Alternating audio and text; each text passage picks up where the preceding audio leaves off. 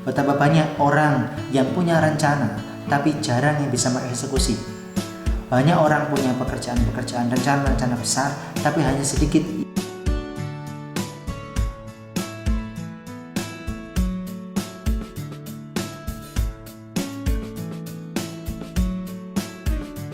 Bismillahirrahmanirrahim. Assalamualaikum warahmatullahi wabarakatuh.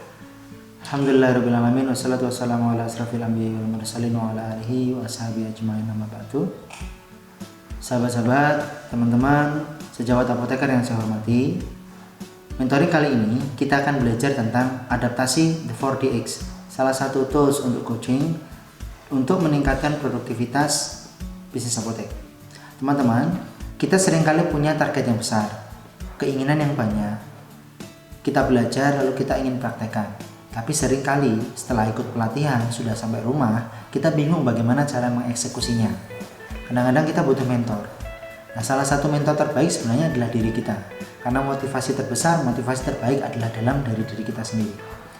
Nah, teman-teman, ada satu metode namanya 4DX, 4 Discipline of Execution. Betapa banyak orang yang punya rencana, tapi jarang yang bisa mengeksekusi. Banyak orang punya pekerjaan-pekerjaan, rencana-rencana besar, tapi hanya sedikit yang mampu mengeksekusi mimpinya menjadi sebuah kenyataan. Nah, saat ini kita akan belajar tentang bagaimana metode 4DX, 4 Discipline of Execution, untuk menyelesaikan rencana-rencana kita, harapan-harapan kita agar betul-betul menjadi kenyataan. Berubah dari medan kata-kata menjadi medan amal nyata. Itu yang kita ingin lakukan menggunakan 4DX, agar proses pertumbuhan bisnis apotek kita menjadi lebih menjanjikan bagi diri kita sendiri maupun orang-orang yang kita cintai.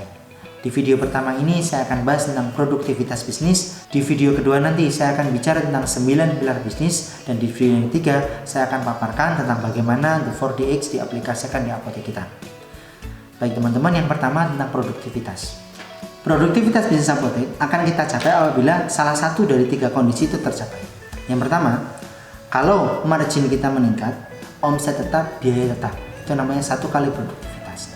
Kalau margin kita meningkat, omset meningkat, biaya tetap, berarti kita mendapatkan 2 produktivitas. Kita mendapatkan 3 kali produktivitas apabila margin kita meningkat, omset kita meningkat, dan biaya kita juga turun. Nah, itu namanya 3 kali produktivitas. 3 produktivitas yang ingin kita capai berupa margin yang meningkat, omset yang meningkat, dan biaya yang lebih rendah dapat kita lakukan apabila kita memahami balance scorecard. Balance scorecard itu ada 4, teman-teman.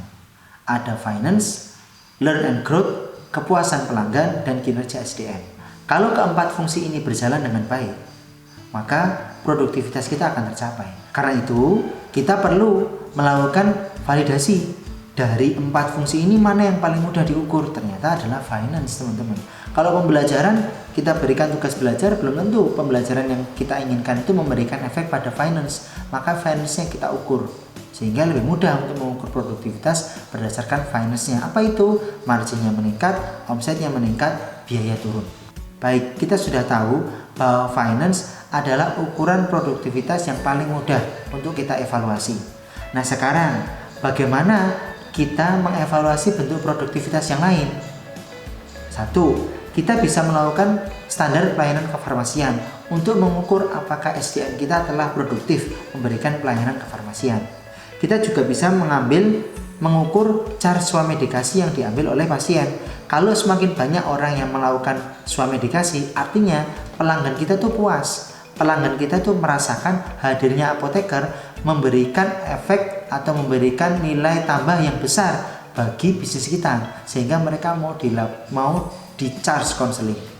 Ini penting, teman-teman.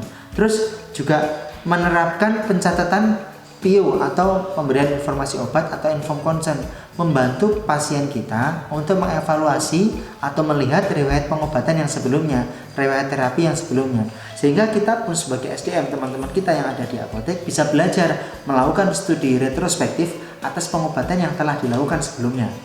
Artinya pengobatan kita bisa jadi lebih aman, bisa jadi lebih nyaman, dan lebih bertanggung jawab.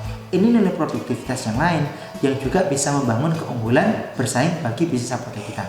Nah, esok kita akan bicara produktivitas dan penerapan The 4DX dalam pelayanan kefarmasian dari sudut pandang 9 pilar bisnis. Terima kasih. Assalamualaikum warahmatullahi wabarakatuh.